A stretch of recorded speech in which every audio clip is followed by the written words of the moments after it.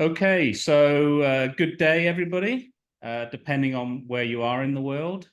Welcome to our latest webinar from the Water Loss Specialist Group. And today we have an interesting presentation, which will be from Noam Komy, who is the Executive Chairman of Miya. And he's going to be presenting on unlocking success, key considerations for performance-based contracts in reducing non-revenue water. As per usual, if anybody has any questions, you can put them into the chat box. And then at the end of Noam's presentation, I will facilitate the Q&A. So please just put any of your questions in the chat box and put send to all so that everybody can see what the questions are. Okay, Noam, it's over to you. Thank you very much, Gary. Good day or good morning, everyone. First of all, I want to start with a big thank you. This presentation is at least partially based on an article that was shared with all the water loss specialist group. This article was predominantly written by people that have much more experience and knowledge than me. So I firstly want to start with thanking them for general contribution to the field and to this article, which I think is a very good read and goes into more aspects than I will review today. So I want to say really thank you to Bambos, Joe, and Stuart for allowing me to participate with them in the writing of this article. I do really recommend to everyone to read that one, which goes to more details naturally than what we can cover here in 30 minutes. I'll try to focus on the things that I feel are important. I must say that you need to take into consideration that my point of view is influenced by the fact that we are contractors. So Miya is a company that performs these contracts for utilities,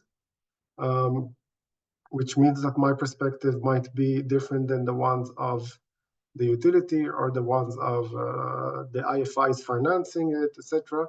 I think that everything I'll mention is a win-win for everyone to include in these contracts, but I just want to share that my perspective comes from a specific point of view. So I'll start with a very brief overview of Miya. So Miya was created in 2007, and it was really focused on reducing NRW from the get-go. It's a combination of resources and knowledge that we created through mostly acquiring companies in the early days of Miya. And we performed more than 200 projects in 5 continents, including very large ones for tackling non-revenue water. Miya also went through a phase of owning water utilities. So we also have the perspective of full water utility operator and owner. We own the largest private group of utilities in Portugal, which we managed to improve significantly using non-revenue water methodologies. But also, I must say, the efficiency mindset that all the people that are involved in NRW share helped us produce results in other fields of this arena. So I'm just going to mention very briefly the approach of how we look at a project as operators. So we always try to analyze the system in depth to produce a work plan, implement and maintain. What's important to note is that this is a continuous work from our perspective in Miya.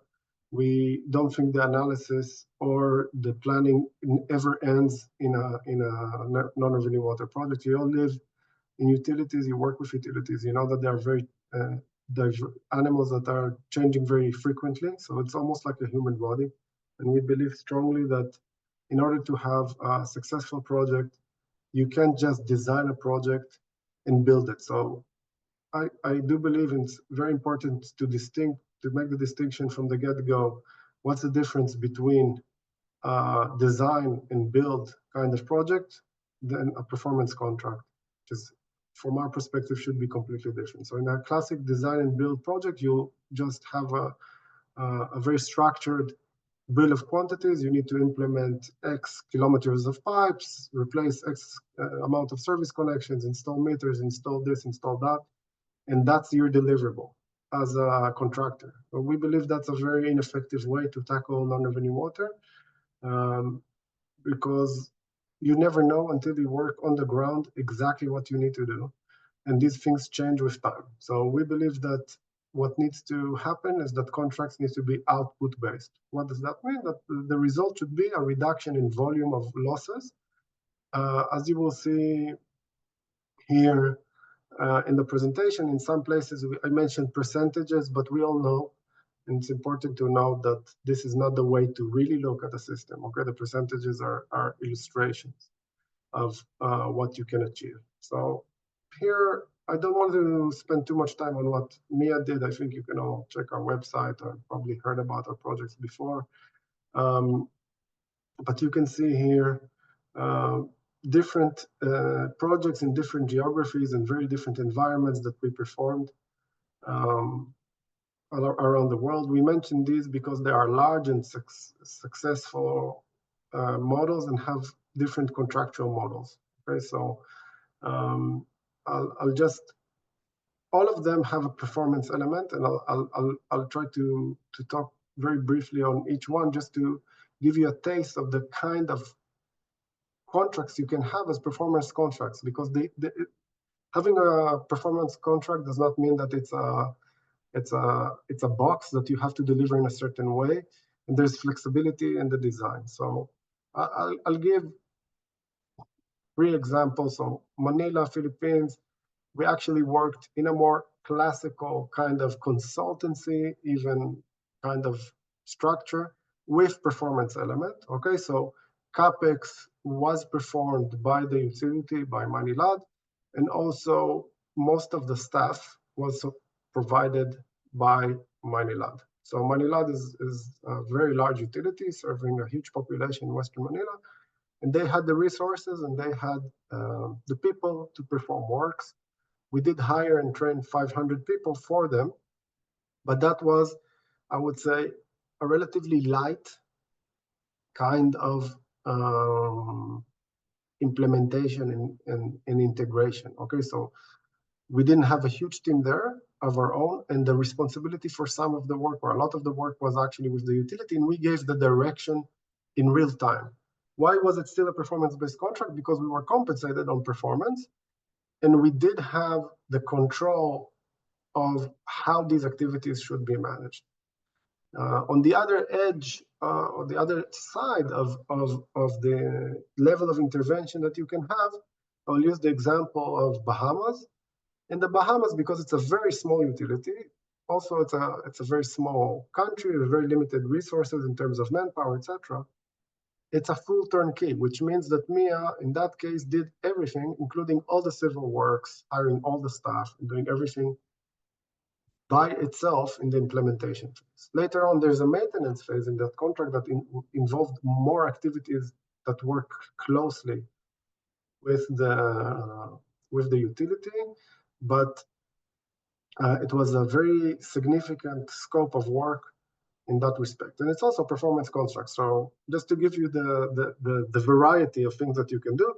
And I would say in the middle, and probably the model that I believe personally suits most utilities, okay, is what we did in Kingston, Jamaica, in which we used a co-management approach. What is a co-management approach? It means that it's somehow a hybrid between the Bahamas model and Manila model. So this is not consultancy or only management. It's also a lot of implementation work.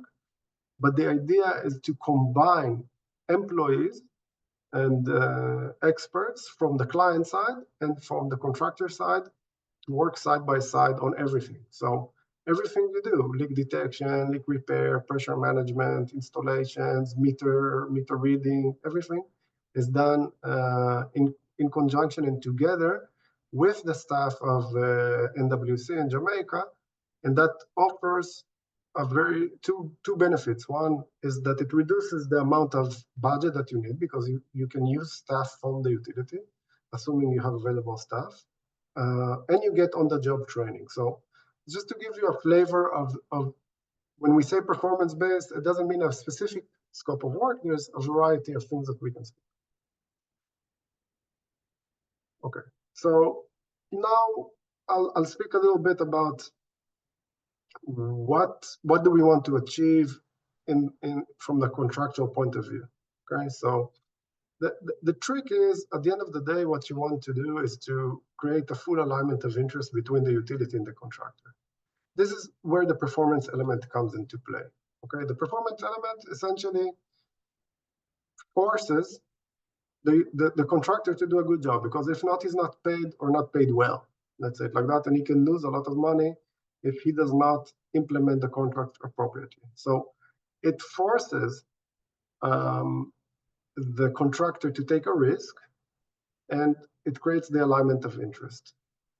The more flexibility a contractor has in how to achieve the goal, the higher the performance-based fees can be. So myself personally and Miya, we prefer a high-risk project that allows us full flexibility of implementation. So what we want to have ideally, and I believe this is the way to go in general, but this is also a personal preference, is to have a very high performance component, so low fixed fees, and to have all the flexibility to achieve the goal in any way we think we can achieve the goal. So at the end of the day, I believe that when people bid for this kind of contract, they should present a technical proposal, but that technical proposal should not be necessarily implemented. It should be implemented by need. So if you can find a cheaper, better way to do things, you should do it. And that motivates efficiency. In one of our projects in Jamaica, we even managed to achieve, by applying this level of flexibility, a cost-minus basis. So not only that the fixed fees are quite low, every activity, every intervention is subsidized by us, and in exchange, we get higher performance fees. What does that mean? That we don't implement CapEx that is not necessary. At the end of the day, again, the concept and what we need to keep in mind is we're not selling pipes, we're not selling valves, we're not selling meters, we're selling results. So we are sort of penalized for implementing CapEx because that has a cost for the utility, and then we get higher fees. The overall strategy in DMA design should remain with the contractor. And if it's predictated, it can create a lot of problems in the implementation. Independent oversight of the project is a highly recommended or a must. So all of these contracts should have someone that is a specialist, one of you guys, let's say it like that are on this call, that can be an intermediary and in some cases have to take decisions or pass judgment on the contractor or the utility, because the level of intervention in these contracts is quite high, and you deal with a system that is very active and things are happening on a daily basis. So you need to have this kind of figure in the middle to mitigate tensions and some interactions between the parties. Naturally, if you want to have a proper tender, especially if you want it financed, I think that it's very recommended to check the IFI rules and regulation, the local law rules and regulation, but that goes without saying. Unfortunately, some countries, by the way, there is a legal problem with the tendering law that does not really allow performance contract. If you encounter that, there is ways to try to think about that. I won't get into that because that's very country specific. As I said, we need to focus on outputs and not on inputs. Inputs are nice, but they don't fix the problem. So let's not have deliverables that are installing a certain amount of equipment, etc. I think I spoke about that enough. I think that, again, the main concept is to impact the NRW reduction and to maintain it. I think also something that's very important to note And if we focus only on CapEx, we don't manage the system necessarily, we just build. One of the most important things to consider, I think, is service level agreements. So as I said, when you have a utility and a contractor working together, and daily there are actions that need to be done, and some of them are done by the utility, some of them are done by the contractor, some of them are done jointly, contractor and utility, you need to establish a very clear matrix of responsibilities, okay? So you need to go item by item of the activities on the distribution system and the commercial management, okay? That needs to be defined who does what, okay? If things are not properly divided, what you will have is constant arguments on who needs to do what and what's the implication of something not done or not done on time, okay? So I'll give a very simple example. Let's say that in a specific contract, the contractor is in charge of finding the leaks, marking them, notifying the leak repair team, making sure the leak repair team does the work. But the leak repair team comes from the utility side, it's utility employees.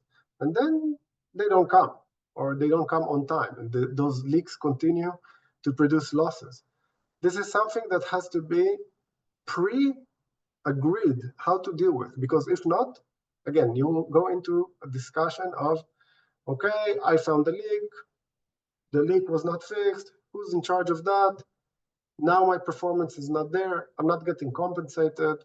So to do those service level agreements is absolutely critical.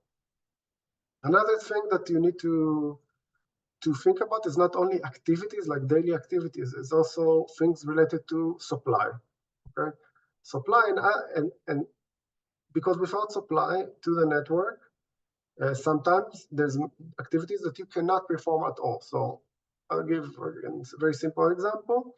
You cannot have acoustic leak detection being done in a proper way without having water in the pipes. Okay, so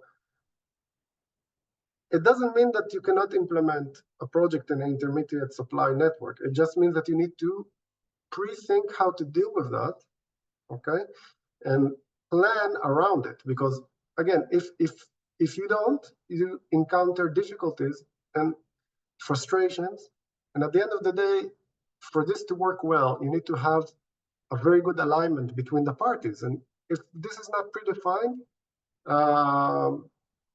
everyone is unhappy and things start to crumble. I must emphasize also the commercial issue. Okay, so a lot of times, unfortunately, apparent losses are less in the focus, but the apparent losses or commercial losses are extremely critical. I must tell you that from the perspective of owning utilities, this is probably the most important side of managing a utility, is managing well your commercial side. Okay, without that, not only that you don't create a revenue stream to allow to do any works, you also don't have enough data and information about your clients and about your system. So the meters serve a great purpose. So accurate metering and dealing with apparent losses is very important. So where's the complex side? So to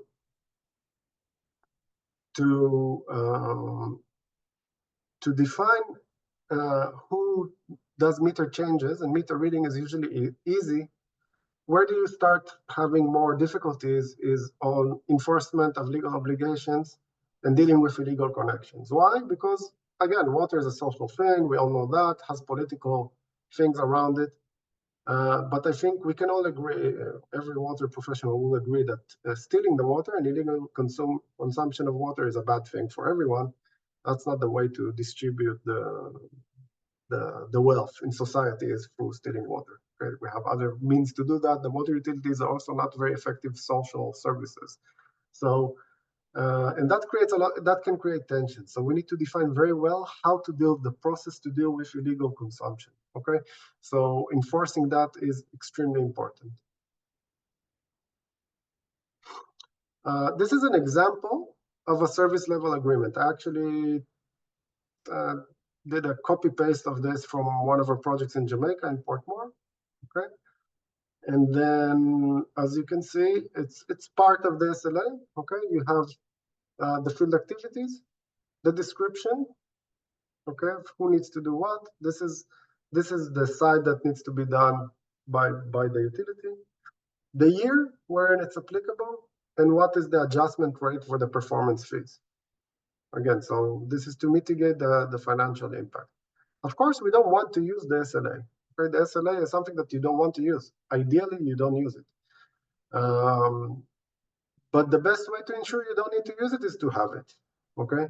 So unfortunately, and we all know that utilities, they have a lot of time. They think in kind of a fire brigade mentality. Okay. So they don't have they have a huge stress, huge pressure from consumers, from everyone to supply service, and they run around trying to figure out things.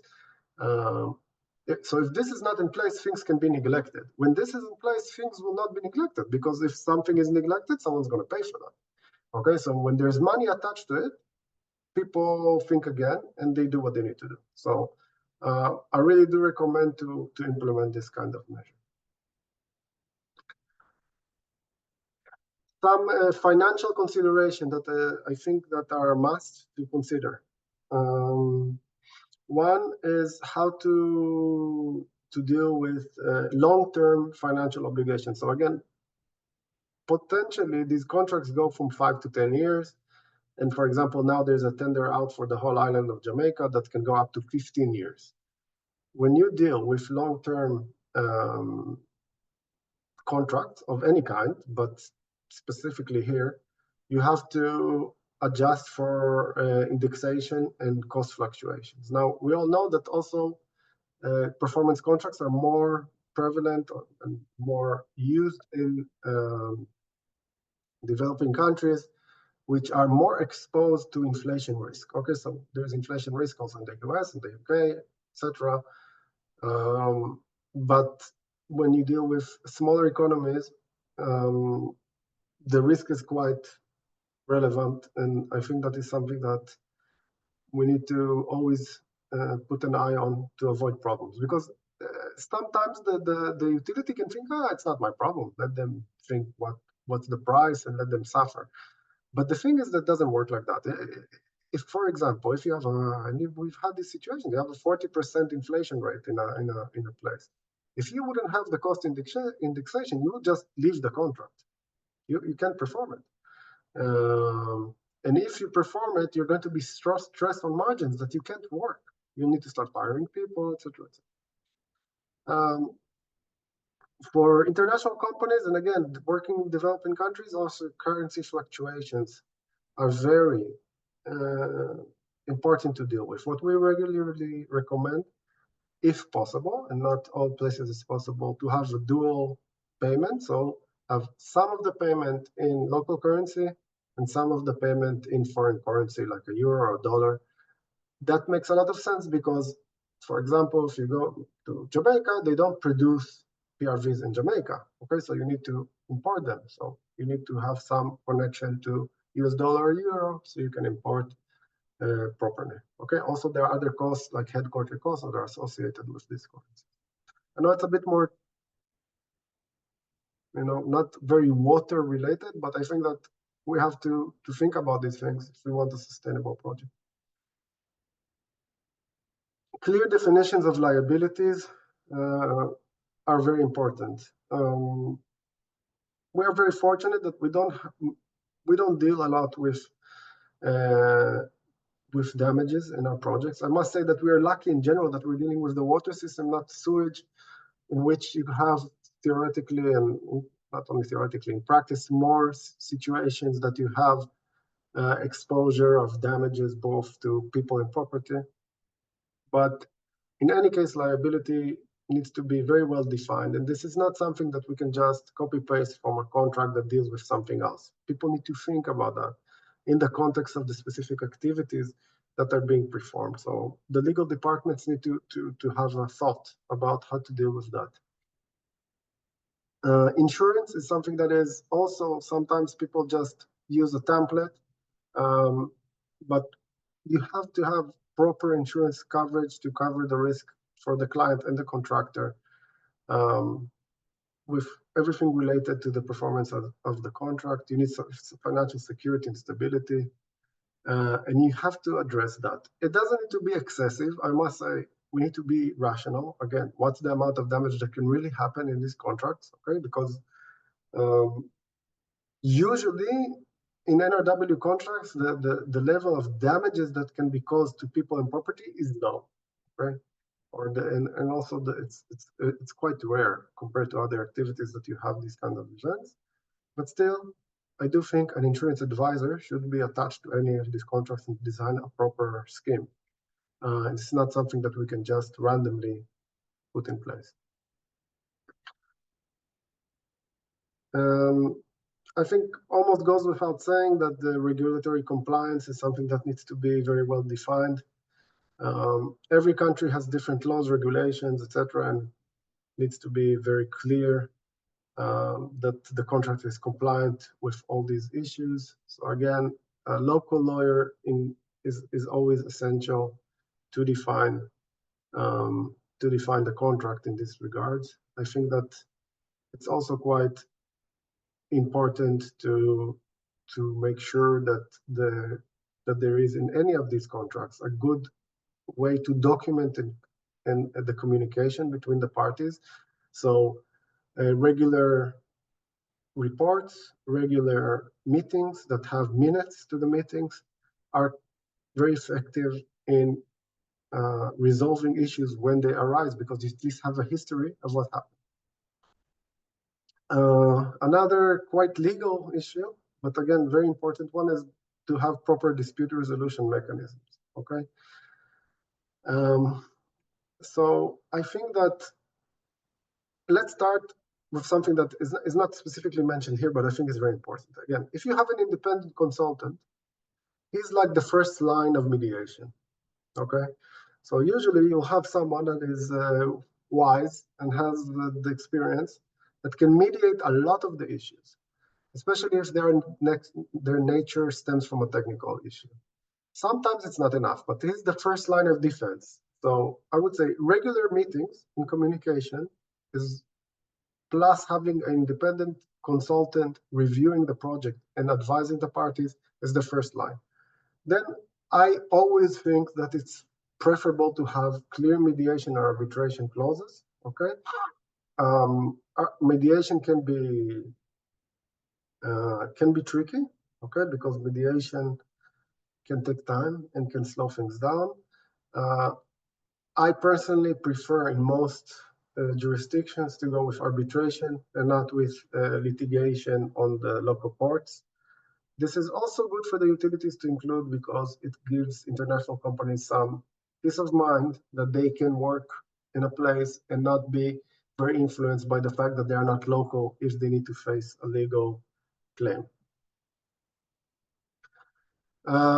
So this is essentially the main consideration of that I wanted to mention. I wanted to mention a few more points, and I'll finish quickly because I'm starting to run over the time. So what is, I think, something that is mentioned a bit in the article, more in depth than what I can describe, but I really recommend you to take a look at that again, is what goal to set. I think you're all aware of that we always look at the economical level of loss as the level that we want to achieve. And this is why we have different utilities with different level of losses, and that's fine. And they can be all well-functioning utilities. One can have a certain amount of loss, the other one another. At the end of the day, we need to be realistic. It's designed to cost. So you need to see what's your economical level of loss, see how much resources you have to make sure that you can achieve as much as you can achieve. What I really think is becoming more and more apparent to me that is important are two other points in the design phase. This is something that we learn by the day. First and foremost, the more comprehensive the project, the better. That goes also into a size consideration. Doing parts of a water system is great, but it's less effective. It's always better to do with a utility scale, so to do a whole city, or at least if you cannot do the whole city, to do a whole hydraulic area that is fed from the same source, okay? So there is a big challenge with chopping in a utility into pieces, okay? And trying to do pilots and stuff like that in very limited places, because you don't get the whole benefits of scale of doing the whole project in a comprehensive way, one. Two, you're in risk, especially if you have combined sources going into the same project area. So you have, let's say we think about it in DMA. So let's say some DMAs are fed from one source, some DMAs are fed from another source, etc. And some DMAs are all mixed. So we need to at least try to create like boxes or pockets. So I prefer, and I think it's the best way to go, if the budget is there, is the bigger box that you can get. So to do the whole city is better, okay? But if you do a piece, make sure that from a hydraulics perspective, an operational perspective, on the client, on the utility side, it is contained in a way that you can know the supply that you have. This is very important in general, but I think even more so if you're talking about intermediate systems, because if you have intermediate water supply, and it's not like a well-isolated and closed environment, you cannot do a lot of the activities relating to baselining, and then you can't really know where you are. If you look at the whole system, you can always know where you are because you have the bulk meters, you have the invoices. So at least you know where you are in a general trend. If you work on a small micro level, okay, you can't do that. And you have to baseline the DMAs to know if you're advancing or not. But that can be very complex in intermediate systems. So you get into a very difficult pace of work, okay? And that's not what we want, okay?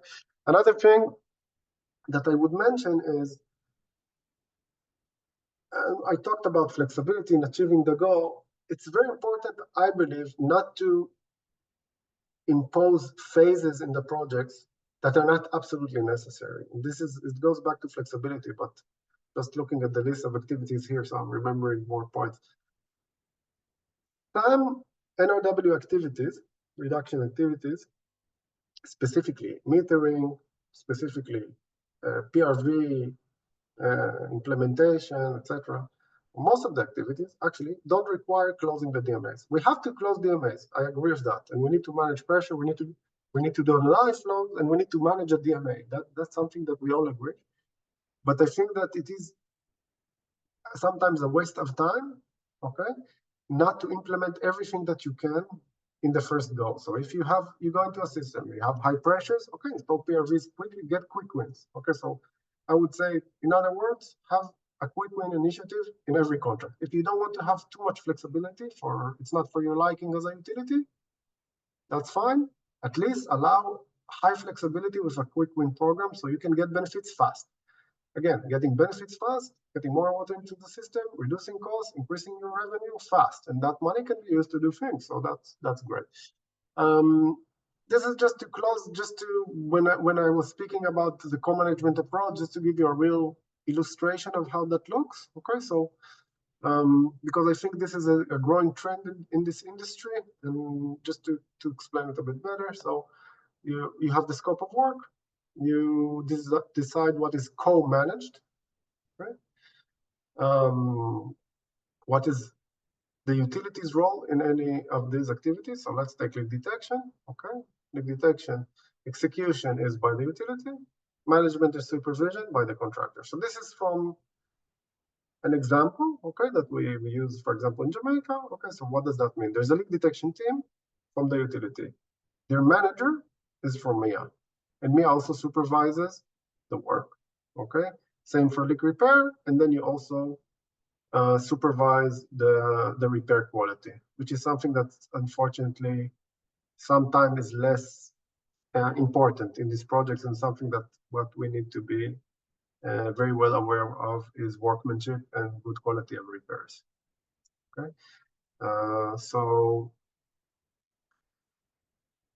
this is, again, I guess most of you are aware of these things. So just to mention, I think it's a nice illustration of how project timeline, this is an example of the 5-year projects can be planned. So I just wanted to, for everyone to have it, and probably if anyone wants, I can share this presentation as well, how to try to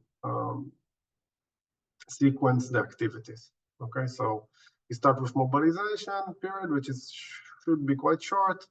What do you do in per year? Let's say it like that. So, and how does that reflect on the NRW targets? This is a real live example that for a project that we designed for a utility in Central America. I think the rest is just, again, some case studies from me. I'm not going to take you through that. I don't want to bore you with our stories. So everyone has my details. If anyone wants to send me a question or contact me with regards to anything, very happy to facilitate that and to answer. I think that we must share information and keep, it's very important for us to all have good communication to make sure that we can advance the industry more and more. So thank you very much for the opportunity. And again, thank you very much for Joe, Bambos, and Stuart that are still teaching me every day things on non-revenue water. Thank you very much. Okay, thank you very much, Noam. We've had some questions already, but if anyone else has a question they would like to ask Noam, you can put it into the chat now. We had one question at the beginning from Graham, who unfortunately has left. He had to rush off to another meeting, but his question was, have there been any performance NRW contracts implemented in Europe or North America? And probably what he's more trying to get at is this something that is only going to work in developing countries or countries with high non-revenue water, or is there potential for developed countries as well to work towards performance-based? I think it's a good question. First of all, the answer is that there are contracts like that in developing countries. So we in Miya implemented 3 contracts in Portugal. Okay, I'll start with. I'm going to answer in length because it's an important thing to understand. First of all, that it's a myth that the water loss problem is a developing world. Of course, it's more in the developing world, but you have absolute disaster situations throughout Southern Europe, parts of the United States. I can mention, I don't want to do that because maybe not. But there are utilities, I can name utilities in the US, I can name utilities in Europe that are absolutely in a horrific situation and water losses. They need to do these contracts. Why they don't do them? I don't know. It's pride, it's other sources of budget that they have. There's many reasons for that. We won't get into that. So first of all, it's very applicable. We did that in Portugal. I know that there were some other small projects in other places. In Portugal, it worked very, very well. So I believe it can work anywhere. Again, psychologically, unfortunately, it's harder in the developed world, let's say, for people to hand more responsibility to contractors. I think it's very unfortunate and very unwise. But it is the case. So I can name dozens of utilities that they need a performance-based contract tomorrow, and they just don't do it. So, but I think that we should keep pressuring everyone to go to that direction because this is something that can benefit the whole industry. Yeah, I know that there are a lot of places around the world where people are anti-concession projects or privatization. It's almost like you're giving away this utility, which is part of life. Yes. But performance-based is almost a step before concession or before privatization. So probably an easier pill for people to swallow. Should be, yeah, I agree. So we have a question from Martin, which I suppose follows on from that a bit. He says, how hard is it to evidence the service level agreement is being adhered to? Because obviously utilities have got a lot of work on day-to-day activities. And so they may have emergencies that could prevent them from responding to leak alarms. So how does the contracts cover this? So at the end of the day, it's not. The question is, it's easy. It's not easy. You need to maintain. I think that the project management team on our side always maintains or try to maintain the proper record of everything. Okay, the utility should have usually someone. I recommend to have someone in the utility that is appointed to be like a project officer to follow up with the project. Again, the situations are so diverse that usually you cannot solve for everything in the contract. You try to keep it relatively simple. So if things are not done, you can look at it as a penalty, but it's not only. You can look at it also just, you have to have compliance with some work. So usually you'll have a grace period of time to work. So a leak doesn't need to be repaired immediately when notified. You have 72 hours or something like that. But then if it continues to be accumulated and not fixed, which we understand that can happen, but then I can't not be paid. So you have to have a balance. The point is to find a good balance there. And you did mention about whether the contract includes some elements like meter reading, meter replacement, illegal connection, yes. Or unauthorized consumption. But yes. If you're not doing that, then you're relying a lot on the utility itself to perform, which may affect your performance as well. Yeah, you're right, of course. I think that, I'll say it like that. First of all, meter reading, luckily, is usually performed, okay? Because this is some very basic activity. On all other things, you have to have a SLA and you have to make sure that it's enforced. I think that actually it's a good place to have more and more intervention from the private sector. This is something that I think we're missing, right? I think the benefits in the commercial side are huge, okay? And we are very focused on the physical losses for a good reason, okay? Because this is the actual water loss. But I can tell you that from our experience, for example, owning a utility in Portugal, we brought a utility from EBITDA, so let's say kind of operational profit of 25 million to over 70 million. And at least 80% of that was from commercial activity, doing good commercial activities. Okay, so it is at the end of the day, this is what moved everything. I know it sounds a bit cynical, it's the money, but it's very important. So I do think that we need to see more and more push towards having the private sector doing a lot of activities in commercial activities and going also beyond the meter read. This is my personal opinion. Again, I think that there are things that need to be done beyond meter reading, because we are always looking at NRW on the invoicing. Okay, that's the definition. I understand that. And I think that, of course, it's important and it gives a good picture. But if you want to actually have what I would call commercial effectiveness, you need to go full meter to bank cycle and to deal with everything, including collections, and in some way, including service for clients. Okay, so you can have a very good meter reading, but if you don't collect, you're in a problem. So I do think that more and more things can be done to involve private industry players in doing these activities. So we should support that. Do you think customer tariff is critical? Because one of the big issues that a lot of these developing countries have is that their tariffs are too low to basically get full cost recovery. So they're having to deal at a loss all year. So how do you, as a performance-based contractor, come into a utility like that when they're not even making a profit? So in many cases, that's the case. So of course, if the tariff is very low, then the importance of the commercial activities are less. But we need to find what's effective per utility. By the way, side note, tariffs should reflect the marginal cost of water and nothing less than that. And if not, we're going to have a problem. Okay, but if they are not, and we're looking more at the production side, then that's the cost that we are looking at. Okay.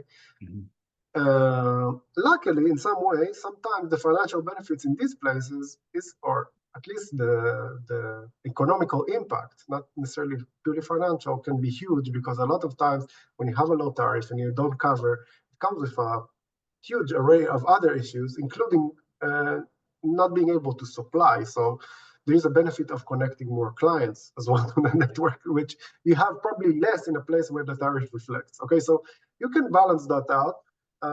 But the financing side is something that I didn't touch on. Financing this presentation, I think, can come from IFIs, World Bank, Asian Development Bank, Inter-American Development Bank, etc., etc., etc. We all know these guys. Can come from government, and also, surprisingly, let me tell you, can come from the private sector. So it can be done. You just need to do it properly, and there's a way to do it. Of course, again, if the tariff is zero or close to zero, when you see these situations, then you have nothing to recover from. You can't finance a project privately like that. Yeah, so you can still have huge benefits even with low tariff. Yeah. We've got a question from Kate, which is, would you recommend a specific contracting standard to be used on performance-based contracts, such as FIDIC? FIDIC? I'm sorry, I'm not. I don't know what is that. I'm not sure myself. maybe. She can explain. Yeah, maybe Kate, you can unmute and ask the question.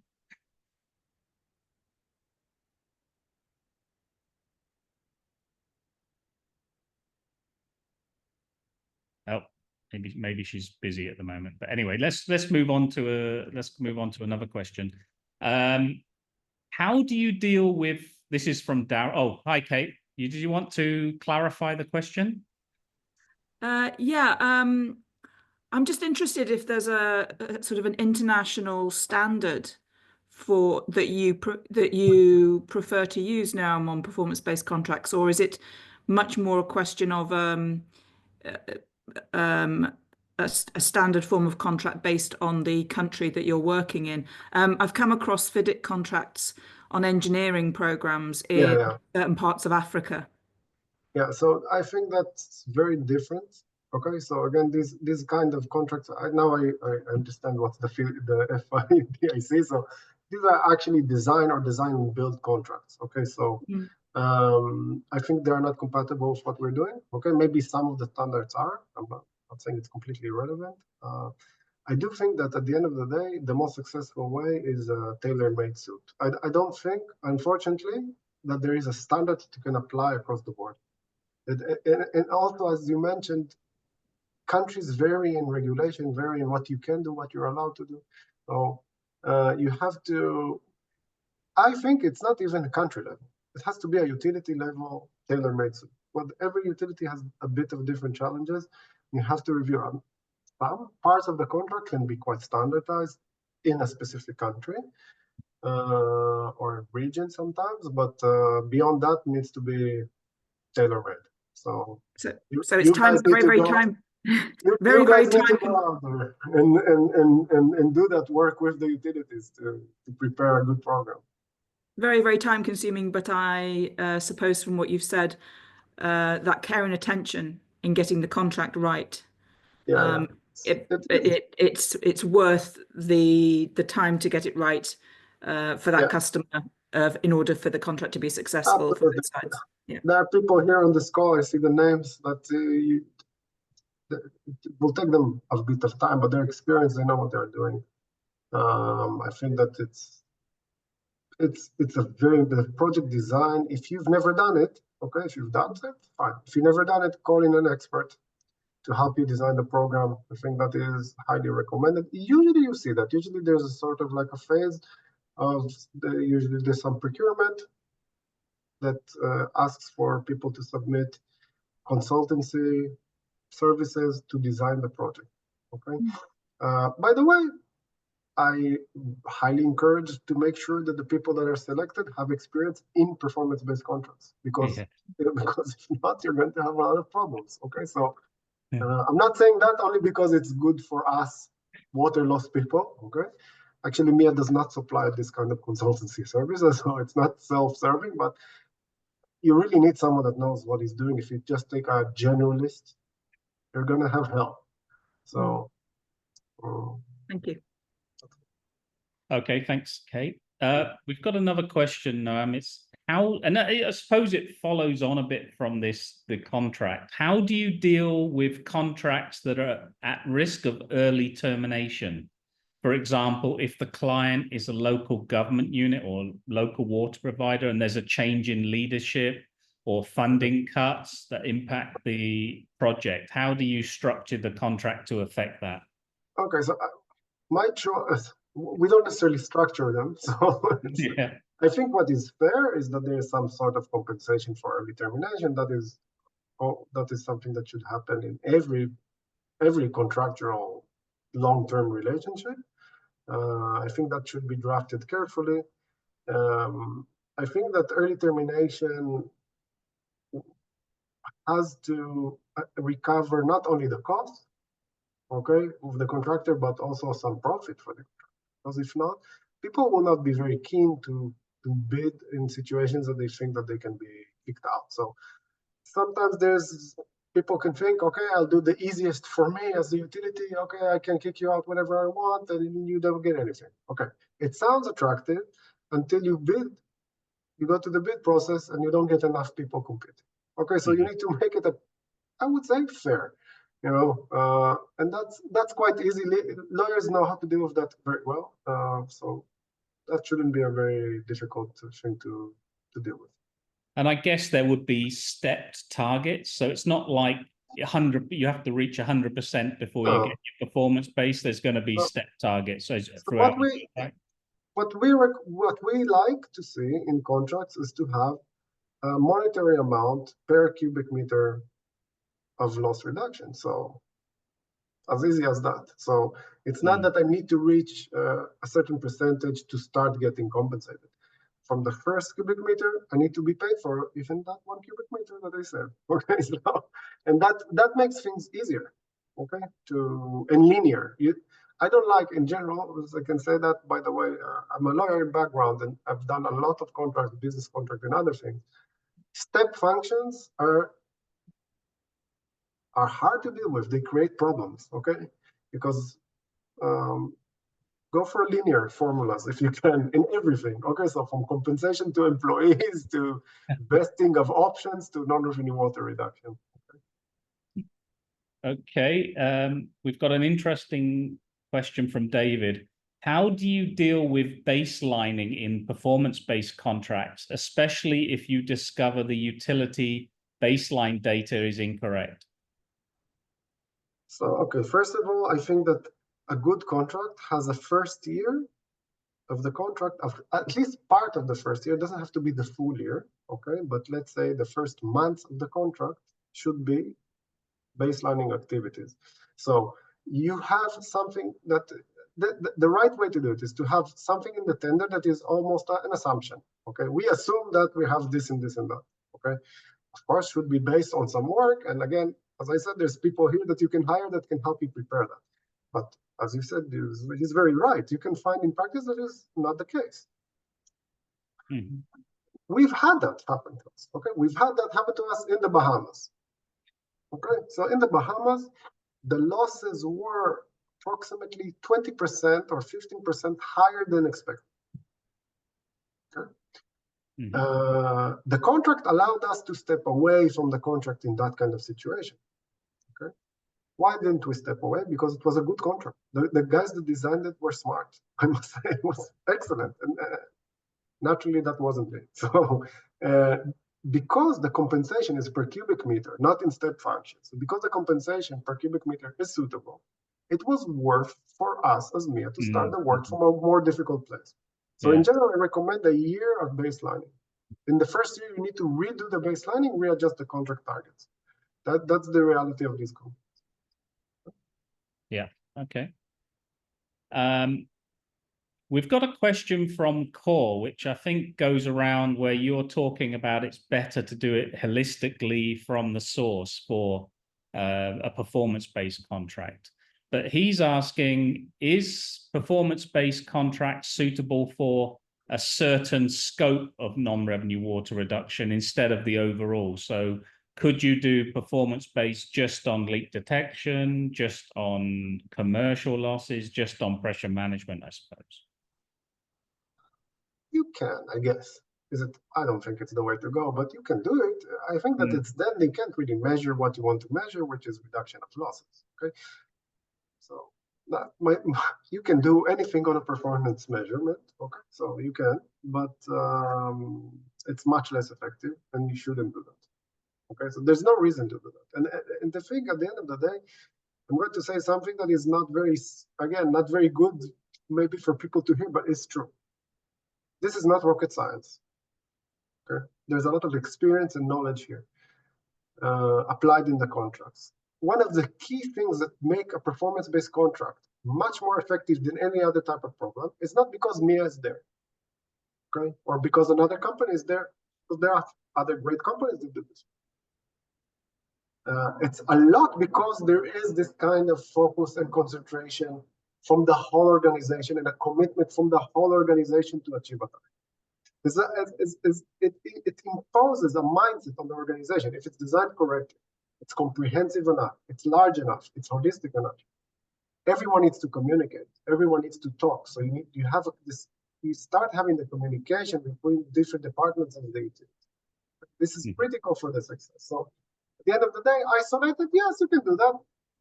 Less effective. Yeah. Okay. Well, we've come to the end of the hour. So thank you very much, Noam. We did have one comment from Greg, who's from IFC, which was maybe we should have another webinar, which is things not to do when preparing a NRW PBC, which would be quite an interesting webinar as well, following up from that.